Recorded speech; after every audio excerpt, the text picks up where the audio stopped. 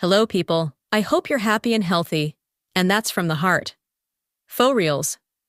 Now let's get into this shit. Who killed Kurt.org? Who killed Kurt? DWKK.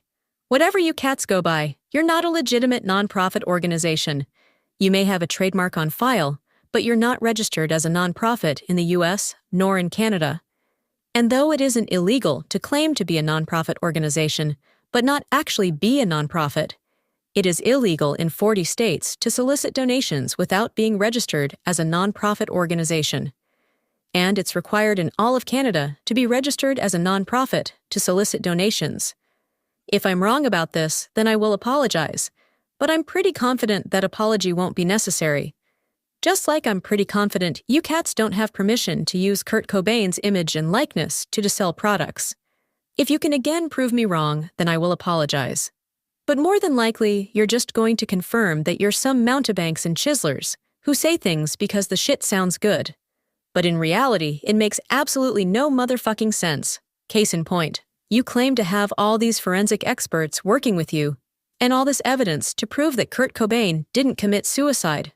But as Michelle states, the prominent forensic toxicologist she spoke with didn't know how the toxicology test was performed. So the issue with the toxicology report, though, is that we don't know how it was done. So in '94, they did things a lot differently than they do now. So I had talked to a prominent forensic toxicologist here in Canada, and he was like, yeah, I'll look into this for you. And I don't care that it's the Cobain case. I'll speak about it, but you need to get me the notes. So the medical examiner will take all these notes. Where did he take the samples from, et cetera, and he'll write all these notes down as he's doing the toxicology. I find that hard to believe that a toxicologist couldn't read that the controversial morphine levels found in Kurt Cobain's system. Yes, that test was performed by RIA. It says so clearly on the toxicology report that everyone has seen and read. I mean, why wouldn't the prominent toxicologist you spoke with not be able to understand that? But Dr. Cyril Wecht was able to determine the levels were a cause for concern by the same information that we all have seen. So, I question the legitimacy of this prominent forensic toxicologist and Michelle's words. Speaking of Dr. Cyril Wecht, who was respectively, a world-renowned forensic pathologist, his words weren't able to get the Seattle Police Department to pull their heads out of their asses and reinvestigate the death of Kurt Cobain. Nor has Vernon Gieberts, who essentially wrote the book, or I should say books on what death investigations should entail, before said death investigation is ruled a homicide or suicide. His words haven't done a motherfucking thing to, again, make the Seattle Police Department unfuck themselves and realize they fucked up. Not only couldn't two renowned forensic experts get the case reinvestigated, but the Seattle Police Department wouldn't listen to Kurt Cobain's grandfather nor his uncle. And those two people are his blood relatives.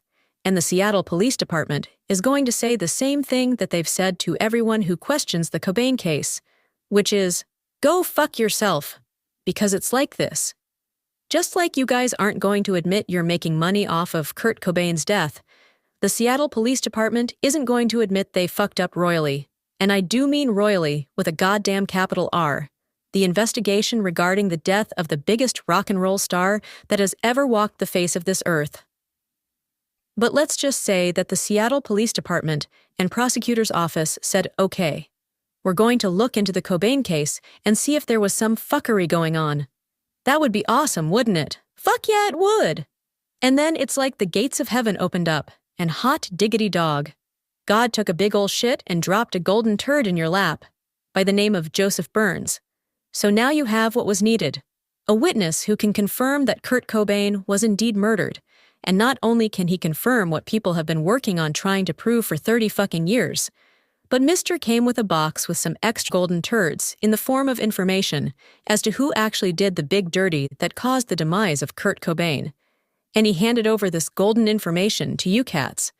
And instead of you treating it as something of value, something that could possibly bring justice to Kurt Cobain, you said fuck it and chipped away all the gold to keep for yourself, when you should have taken said gold to the proper authorities. But no! You decided that it would be best to have Mr. Burns tell the world what happened the night Kurt Cobain was murdered, and who murdered him, And you did so with the epitome of a cringy douchebag named Chris Todd. So now instead of gold, all you have is shit. And that's what Chris Todd and yourselves have been peddling. A bunch of bullshit.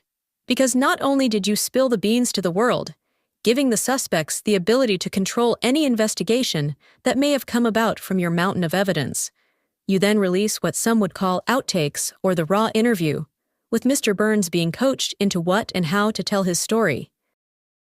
I swear to God, you just said very. That's how out of it I am.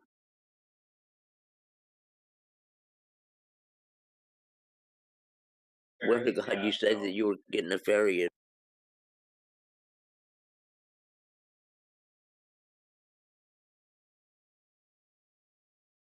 So you can get better shit out of me. But whatever. Okay.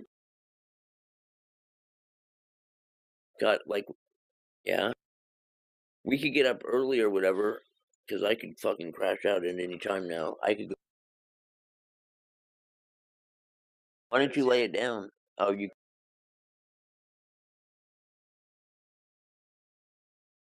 Okay, go ahead.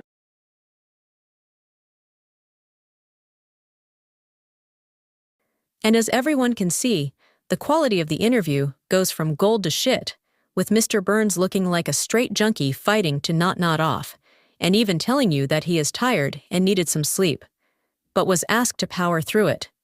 Those videos weren't released to get justice for Kurt Cobain. They were released to get clicks, views, likes, and donations.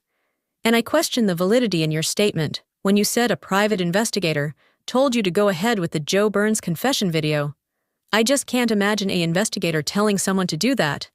Then you have Chris Todd hopping from YouTube channel to YouTube channel, claiming to have solved the case, all the while telling people to donate to this person and that fucking person. I hate to say this, but Chris Todd hasn't solved a goddamn thing. And the only cases Chris Todd, Mr. Burns, and yourselves may see in a courtroom are lawsuits due to the copyright infringement you guys are committing when you sell shit using Kurt Cobain's image and likeness, and quite possibly some lawsuits regarding defamation and slander by uploading videos claiming people who haven't been charged nor convicted of the crime of murder are in fact guilty of murder. Whether they did it or not, you, Chris Todd, and Mr. Burns have received money based on allegations that haven't been proven in a court of law. So there you have it, kids. Let's give a round of applause to the people who brought injustice to Kurt Cobain. Stick around for part 2, in which we will get into the silliness of Mike the firearms expert from Who Killed Kurt, whokilledkurt.org. Bye-bye.